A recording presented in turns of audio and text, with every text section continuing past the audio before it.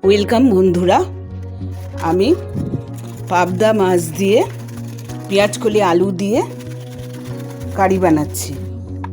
এই জন্য আমি একটা পেঁয়াজ নিয়েছি, মিডিয়াম সাইজের পেঁয়াজটা আমি গ্রেটারে গ্রেট করে নিচ্ছি।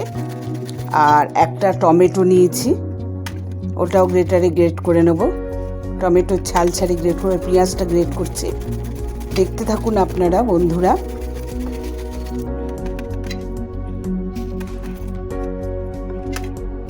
পেঁয়াজ গ্রেট করা হয়ে গেছে। এবার টমেটোর যে ছালটা ওটা আমি পাতলা পাতলা করে ওটা উপরের যে লেয়ার আছে ওটা আমি ছাড়িয়ে নিচ্ছি। ছাড়িয়ে এবার আমি গ্রেটারে টমেটোটা ঘষে নিচ্ছি।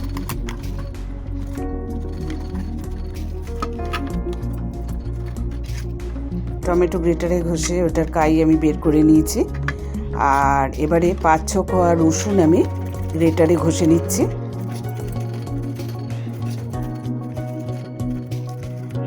রসুনটাও ঘষে নিচ্ছি। 5-6 কোয়া রসুন নিয়েছি।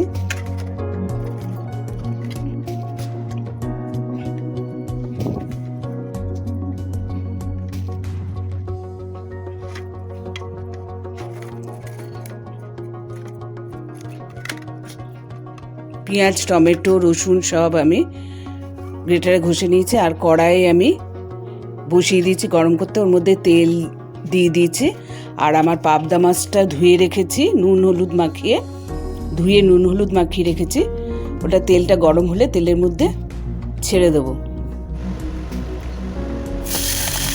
পাবদা মাছ আমি ছেড়ে দিচ্ছি। 2টো পাবদা মাছ ছেড়েছি। ছেড়ে আমি একটু ঢাকা দিয়ে দেবো, কারণ পাবদা মাছ খুব তেল ছিটকায়, ওই জন্য আমি একটু ঢেকে দিয়েছি। আবার আরেকটা মাছ দিয়ে দিলাম, দিয়ে আবার ঢেকে দিলাম।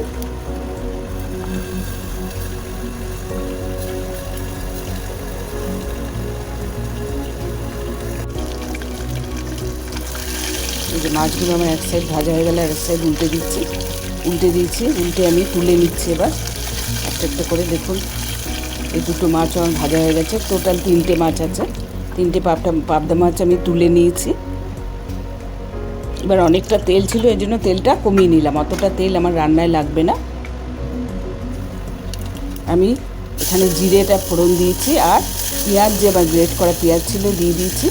আর রসুন কুচিগুলো দিয়ে দিয়েছি। রসুন গ্রেট করা ছিল ওটাও দিয়ে দিয়েছি।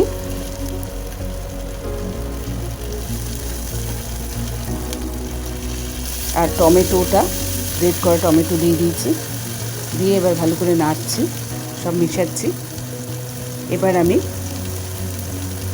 2টো আলু লম্বা লম্বা করে কাটা আছে, ওই আলু 2টো দিয়ে দিয়েছি। লম্বা করে আলু কাটা আছে ওটা দিয়ে দিয়েছি। কাঁচা লঙ্কা দিয়ে দিয়েছি, 5-6টা কাঁচা লঙ্কা ভেঙে দিয়ে দিয়েছি।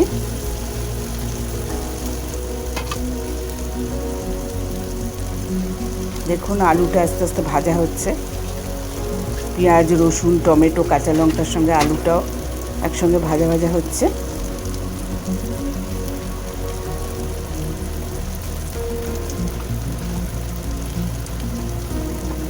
এবার স্বাদ মতো নুন দিয়ে দিয়েছি। নুন দিয়ে এবার আমি সব মিশাচ্ছি একসঙ্গে। আবার একটু ঢেকে দিলাম। এই দেখুন অনেকটা ভাজা ভাজা হয়ে গেছে। এবার আমি পেঁয়াজকলি কাটা ছিল 5-6টা পেঁয়াজকলি আমি টুকরো টুকরো করে কেটে রেখেছি, ওটা এর মধ্যে দিয়ে দিলাম। আলু পেঁয়াজকলি দিয়ে আমি পাবদা মাছ তৈরি করছি। খুব ইজি আর খুব হালকা মশলা দিয়ে করছি, দেখতে পারবেন।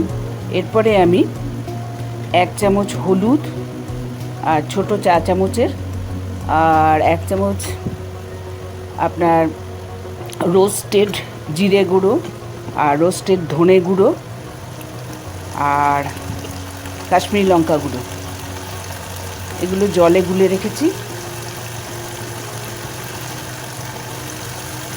এই মশলাটা আমি এর মধ্যে দিয়ে দেবো। সামান্য জল দিয়ে দিয়েছি যাতে মশলা না হয়ে যায়। এবার এই মশলাটা আমি দিয়ে দিলাম। হলুদ, ধনে, জিরে আর কাশ্মীরি লঙ্কা গুঁড়ো জলে গুলে রেখেছিলাম, ওটা দিয়ে দিলাম, আর বাটির জলটা আর একটু জল নিয়ে বাটিতে দিয়ে দিয়েছি। এবার ভালো করে আমি কষাবো। এবার আমি ওটা ঢেকে দিলাম। দেখুন আপনারা বন্ধুরা, এভাবে এবার খুব ভালো করে কষাতে হবে জিনিসটা। আমি ভালো করে যত কষাবো তত স্বাদ ভালো হবে। আপনারা লাইক, সাবস্ক্রাইব, শেয়ার, কমেন্ট করবেন। সাবস্ক্রাইব করলে আরও নতুন নতুন রেসিপি আমার দেখতে পারবেন। আর কমেন্টে লিখবেন কেমন লাগলো। আমি খুব ইজি উপায়ে এটা বানাচ্ছি। যত কষিয়ে নিয়েছি, ভালো করে কষিয়ে এবার গরম জল দিয়ে দিলাম, দিয়ে এটা ফুটছে। এবার আমি যে 3টে পাবদা মাছ ভেজে রেখেছিলাম ওই মাছগুলো ছেড়ে দিয়েছি ঝোলের মধ্যে। আলুও আমার সেদ্ধ হয়ে গেছে।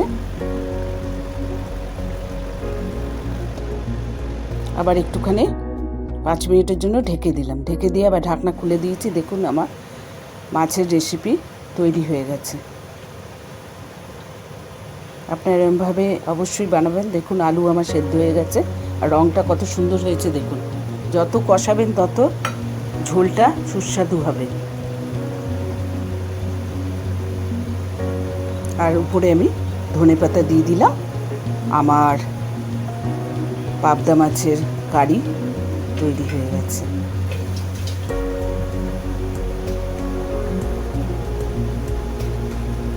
আমি আবার একটুখানি নেড়ে দিচ্ছি। দেখুন কত সুন্দর রঙটা হয়েছে। কষিয়ে কষিয়ে রান্না করেছি। আপনারা এরকমভাবে বানাবেন। হয়ে গেল আমার।